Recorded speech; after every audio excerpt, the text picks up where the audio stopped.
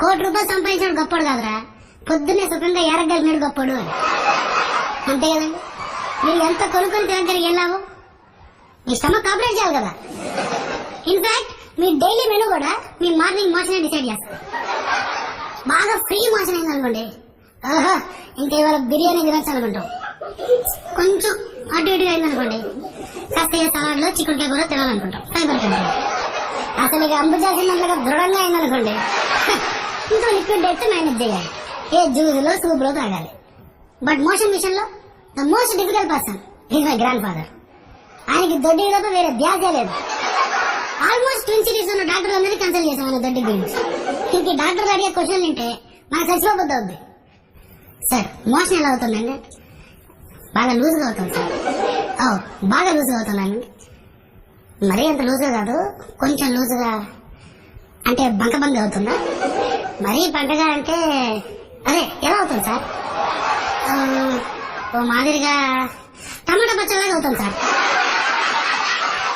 ఇంకొకరు, sir motion ఎలా అవుతుందంటే మా తాత జస్ట్ కడ్డీ వచ్చిందండి, ఇంకేమీ రాలేదు అంటారు. కడ్డీలాగా అందరికి వాచీలు ఉంగరాలు వస్తాయండి. ఇంకా ఇంగ్లీష్ డాక్టర్తో పని అవుదని మా తాతను ఆయుర్వేదం డాక్టర్ గారు తీసుకెళ్ళా. వాళ్ళు మరీ వారు, సార్ మోషన్ ఏమైనా ఫోల్ స్మెల్ వస్తుందా అండి అని అడిగాడు. మోషన్ ఫోల్ స్మెల్ రాక అంబికా దర్బార్ వాసన వస్తుందా?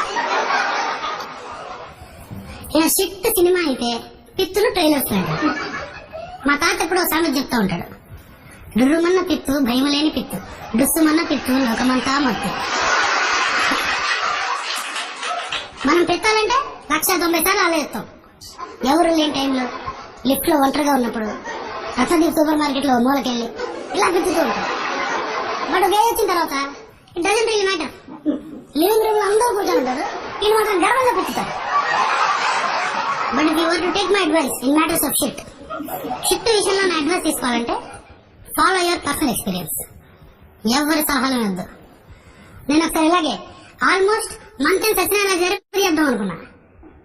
నాకు ఒకసారి కాన్స్టిపేషన్ ఆయన దగ్గరికి వెళ్తే ఆయనకు డైట్ ప్లాన్ ఇచ్చాడు. సుఖ విరేచనం అవ్వాలంటే ఉదయాన్నే నానబెట్టిన ఉలవలు, మధ్యాహ్నం మొలకెత్తిన శనగలు, రాత్రికి తోడుబెట్టిన పెరుగులో మెంతులు కలుపుకొని తినండి అని చెప్పాడు. ఆయన చెప్పాడు కదా అని చెప్పి ఆయన చెప్పినవన్నీ తినేసి రాత్రి పడుకున్నా. రేపు పొద్దున్న ఎరగొట్టేసాను. పొద్దున్న లేచేసరికి ఆయన చెప్పిన ఉలవలు, శనగలు, మెంతులు మొత్తం పెట్టలేక లోపల కూర్చుంది. ఒక్కలోంచి ఎలకలాగా అలా చూస్తూ ఉంటుంది తప్ప ఒక్క చిత్తు కూడా బడి రాదు. కాబట్టి ఆ తాత చెప్పినట్టు ఉదయాన్నే ఏ బాధరబందీ లేకుండా దొడ్డికెళ్ళగలిగిన వాడే గొప్పోడు. ఇదే నా లైఫ్ ఫిలాసఫీ. కాబట్టి మీరందరూ కూడా బాగా తినండి, బాగా ఎరగండి. జీవితంలో ఇంతకంటే మీరేం చేయలేరు బెట్.